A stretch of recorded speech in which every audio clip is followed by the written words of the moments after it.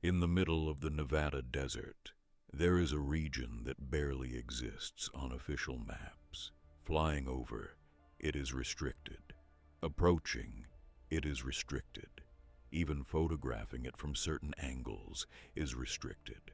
This is the heart of the Nevada Test and Training Range, a massive military exclusion zone, nearly 9 times the size of New York City. It has had different names over the years, but the world knows it by one: Area 51. Where did that name come from? And why has it remained one of the greatest mysteries of the modern age? Welcome to the Veiled One. According to official records, the story begins during the height of the Cold War. In the mid-1950s, the United States needed a secure place to test a new generation of high-altitude reconnaissance aircraft. The location chosen was a dry lakebed in Nevada known as Groom Lake. Military test zones in the region were numbered. The section containing Groom Lake was designated Area 51, and the name stayed. Here, the U-2 spy plane was tested, then the A-12. Then the SR-71 Blackbird, later the F-117 stealth fighter, aircraft unlike anything the public had ever seen.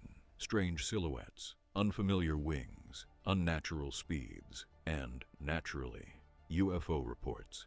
But the myth of Area 51 did not begin in Nevada. It began in 1947, New Mexico. After a violent storm near Roswell, a rancher discovered metallic debris scattered across his land. The material was thin, lightweight, yet unusually resilient. The local sheriff was contacted. The military arrived. The debris was collected. On July 8, 1947, the Roswell Army Airfield issued a statement that stunned the country. "We have recovered a flying disc." Within 24 hours, that statement changed. It was not a disc, it was a weather balloon. Case closed, at least officially. Decades later, declassified documents revealed that the object was likely part of Project Mogul, a classified high-altitude balloon program designed to detect Soviet nuclear tests. The explanation made sense, but questions remained. Why call it a disc in the first place? Why transport the debris so quickly to multiple facilities? Why did some witnesses later claim they were pressured to stay silent? In the 1990s, the U.S. Air Force released another report. This time, it addressed claims about alien bodies. According to the report, those accounts were the result of confusion with anthropomorphic test dummies used in parachute experiments. Experiments that, notably, took place years after the Roswell incident. The official version was clear, but Roswell had already reshaped public imagination. From that moment on, the sky meant something different. And if Roswell was simply a classified military project, why did Area 51 remain officially unacknowledged for so long? Here is an overlooked fact. The U.S. government did not officially acknowledge the existence of Area 51 until 2013. For decades, it was denied. Meanwhile, revolutionary aircraft were being developed and tested in total secrecy. When civilians spotted something unusual in the sky, they did not see a prototype. They saw confirmation. Confirmation of Roswell. Confirmation of something hidden. Then, in 1989, the story escalated. A man named Bob Lazar stepped forward. Lazar claimed he had worked at a facility near Area 51, known as S4. His role, he said, was to reverse engineer recovered extraterrestrial craft.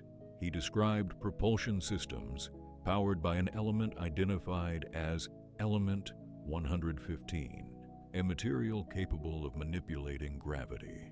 He spoke of biometric hand scanners used for security clearance. Years later, devices matching his description were confirmed to have existed. His educational background and employment history remain disputed. Supporters consider him credible. Skeptics remain unconvinced. But one fact is undeniable. After Lazar, Area 51 was no longer a rumor. It was a global phenomenon. And beyond the alien narratives, a deeper question emerges. Why such extreme secrecy? Area 51 sits within a restricted zone nearly 9 times the size of New York City. Within this vast territory, nuclear weapons were tested, experimental aircraft were flown, advanced weapons systems were developed. Secrecy here is not unusual. It is foundational. Over the years, it has been suggested that even U.S. presidents encountered limitations in accessing certain classified information related to highly sensitive projects. When President Dwight D. Eisenhower left office, he delivered a warning about the growing influence of what he called the military-industrial complex.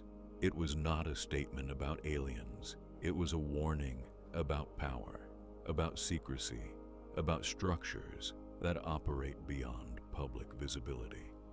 And perhaps that is the true core of the mystery, because the more information is restricted, the more imagination expands.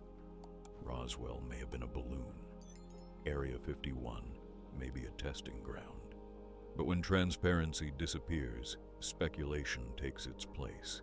And speculation, once ignited, does not fade easily. Today, people still travel to the edge of the Nevada desert just to look at distant mountains behind warning signs. Because the unknown has gravity, maybe inside those fences, there are only engineers and prototypes. Maybe there are technologies decades ahead of what we see publicly. Or maybe the real secret is not extraterrestrial at all. Maybe it is simply how much can exist without us ever being told. So let me ask you, is Area 51 just the birthplace of advanced military innovation? Or is Roswell still echoing through the desert? Write your theory in the comments. And if you want to keep exploring the unknown with me, subscribe to the channel. I am the Veiled One, and I'll see you in the next case.